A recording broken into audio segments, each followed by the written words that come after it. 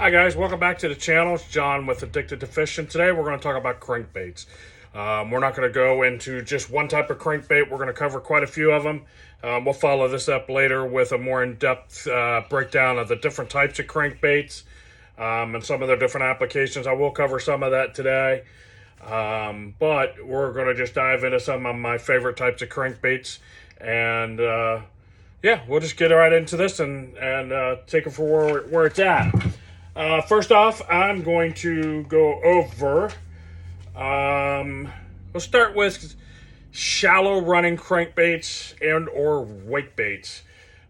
First up, let's just go ahead and start with this little guy. This is the Bass Pro Shop Egg. It's a nice wake bait, shallow running crankbait. I fish in a lot of ponds that are heavily weed chalked, so something like this that can just I think this is meant to dive up to 2 feet, maybe a little bit deeper. Rod and reel that most of these crankbaits will be thrown on. Line, I'll throw it on that same chatterbait rod that I've talked about. It's just a Skeet Reese crankbait rod. Generally 10 to 15 pound mono. Again, with most of my treble hook baits, I try to stick with mono. But yeah, that's the first guy we're gonna bring out. It's just that Bass Pro Shop Egg. Inexpensive bait, but definitely catches fish. I keep that in quite a few different colors. Next up, in that same kind of category, it's a little bit more subsurface versus a wake bait, is the hardcore. This little guy right here, nice little profile. You can see it's got that orange spot on the belly, that blue back chartreuse color. This guy again, and the nice thing about hardcore is they put it right on the bait. This is a surface crank. I believe this one dives up to about 1 foot, not much deeper, but a little bit more slow subsurface. You could twitch this along the top and keep it more of a wake bait style. More of a true wake bait, but it also stays, I could get it to run a little bit deeper. I've got a few of these, and they definitely catch fish.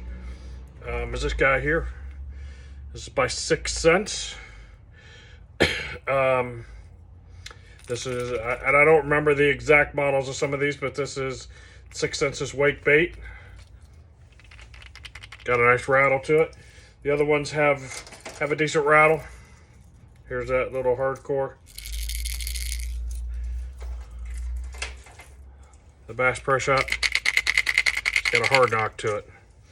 So depending on what I'm looking for, this one's definitely a little bit bigger profile. If they're chasing bigger shad, bigger bait, I definitely want to throw this. Or this guy, it's a big profile. Staying in that kind of bigger profile. An old school Lucky Craft. This is the 3.5 wake bait. This one's got a feather on the tail. It's one of the old Rick Clunn promoted wake baits. It's definitely a fish catcher. I got this one in a couple different sizes. Right along that, the the CP, I believe it is, 001 by Lucky Craft.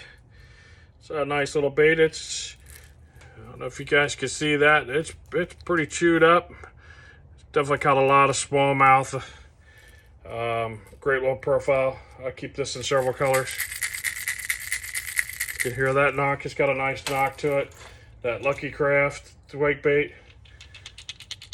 Real subtle knock to it. So that'll pretty much cover the subsurface wake bait styles. Again, I've got a few others out there. I'm not trying to hit them all, but I do have that's a few of my favorites that I throw. Moving along into more of that flat-sided crankbait. This is one of the Rick Clunn Lucky baits. It's definitely a flat-sided crankbait. It's got that real tight wobble to it.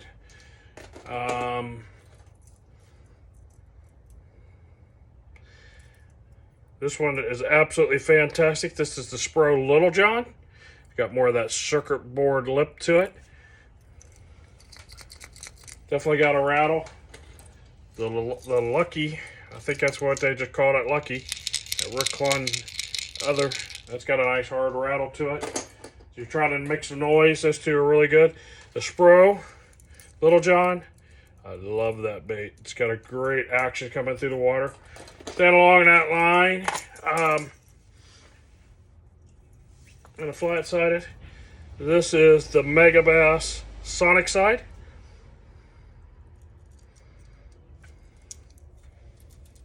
Absolutely quiet. When you're looking for something quiet, but in that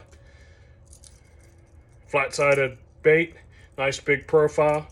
That Sonic Side is definitely a fish catcher. Also from Lucky Craft, dead silent. Definitely a deeper diving, but definitely a flat-sided. These guys I just recently picked up. I haven't had a whole lot of time with them, but I know this one is just going to definitely catch fish.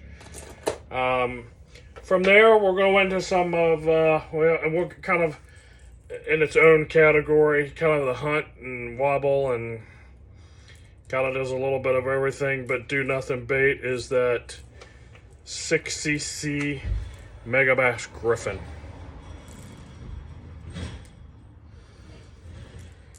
Small profile, it hunts, it's crazy. It kind of reminds me of some of the old school,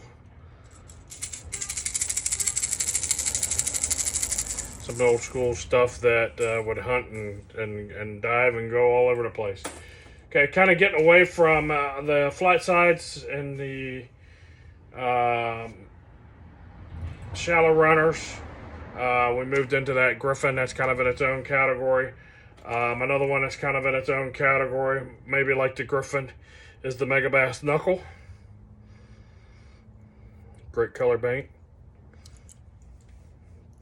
Dead quiet.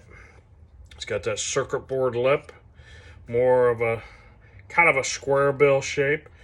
That's a definite fish catcher right there.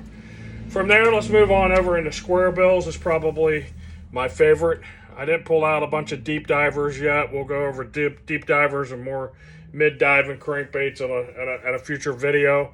Just want to kind of go over some of these this time of year when they're banging. On a square bill side, we got a Lucky Craft. I love that translucent crawl pattern, that red crawl pattern. Absolutely quiet. Great little bait.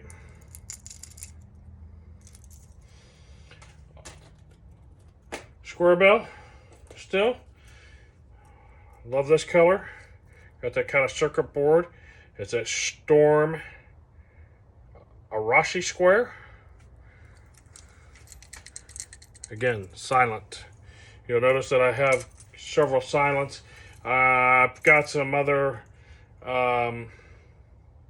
louder rattle, I should say, square bills. One is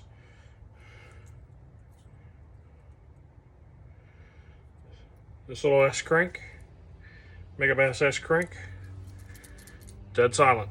You notice I'm pulling out a lot of silence here. Bigger S crank. Love that color. Dead silent. One of the cool things about the silent, let me see if I've got one here handy versus a regular rattle, is some of these heavily pressured areas. If you come in with a silent crankbait, it's definitely going to catch fish. Where everybody throwing one with a rattle in it is not. Yep, here we go. This little guy, and I don't know why I didn't pull this one out. This one needs to be talked about. We keep this stuff on a budget, guys. We talk about some low-end, low-dollar stuff. Sorry I didn't prepare for this, and I don't know why I didn't pull this one out. This one definitely needs talked about. Inexpensive, but absolutely a fish catcher. And I carry this, I keep this in several different colors. It's a little lunker hunt. A little cheap square bill. You hear the rattle on that guy. Guys, this crankbait, just a couple bucks. It's kind of finicky on how you want to work it. But if you slow roll this little bad boy or slow retrieve this little bad boy, I promise you that catches fish. I like it in that color. I think they call that one turnt orange. And then my other favorite color from that Lunker Hunt line. I got a brat tangled into it. Anyway, that red crow. Both of those little guys from Lunker Hunt get it done. Again, just a few bucks, guys. It's not going to break the bank. You know, the mega bass are, you know, we all know the pricing on these. They're not cheap. But you want to keep it inexpensive. Go with those little Lunker Hunts. Something that I believe is missed quite a bit, and it has its purpose. Are these guys. The Magnum Strike King Square Bills. I believe that's the KVD line. I don't throw them a lot. They're silent. But when I do throw this Magnum Square Bill, it's definitely when the bass are chasing a lot bigger, and I mean a lot bigger bait. You know, big gizzards, usually in the fall. That tends to be the best time of the year for that. Let's see, I might have another bait or two that deserves a quick chat. Let's put some of these to the side. See what else we can find in here. You know, guys, and these are everyday fishers for me. I mean, I've got boxes and boxes of, you know, this is a crankbait box or a treble hook box that I carry all around. You know, I got a shad wrap in there, old school shad wraps. They work fantastic. Swim bait in there. We're not worried about that. More of the egg style baits. Different colors. Another one of those Lucky Craft.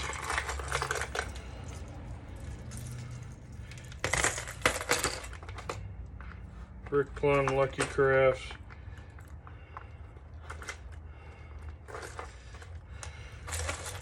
If you guys think that I don't throw those little cheap Lunker Hunt baits, let me tell you what. They're all tangled down. There's a couple more of the turnt orange, a couple more of the reds in here. Guys, that's an inexpensive bait, but tell you what, it does the damage. It causes some serious damage. You know, guys, when you're thinking about some of these baits and what you're going to pick up and what you think's going to work or what you think's not going to work, you know, don't get too confused on the brand itself. You know, does the $3 Lunker Hunt Square Bill catch bass? Absolutely.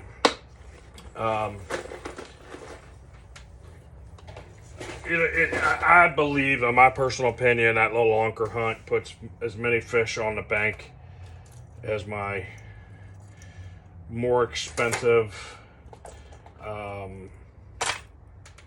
mega bass do. You know, some of them, not all of them, but you know, you gotta just kind of pay attention to what you're looking at. Here's another one of those little Lunker Hunts. I keep it in a shad color too. See if I can pull this guy out. Guys, those things catch fish. I don't have them for nothing. You know, boxes of square bills. These are the Plano deep boxes.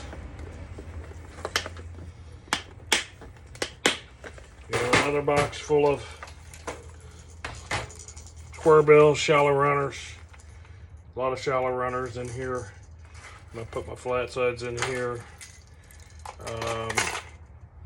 You know, there's so many different brands, so many different.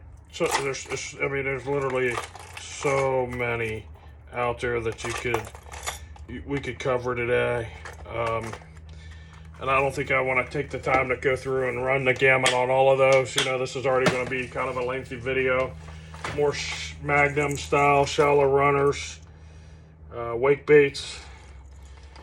You know, more the Magnum square bill size. This one's not quite as big. Well, it is the same size. I'm sorry, just different color. Here's one that's not quite as big. It's still a Magnum square bill, but you can see the difference between this one and that one. And for comparison, guys, so you know about these Magnum square bills. I don't know if you guys have ever looked at it. But here's that same bait, just in a different size, a smaller size. You can see quite the difference there. Quite a difference. You know, this I'll throw on 17-pound test. Let's see, do I have a regular, like 1.5? I can show you the difference in them. Yep.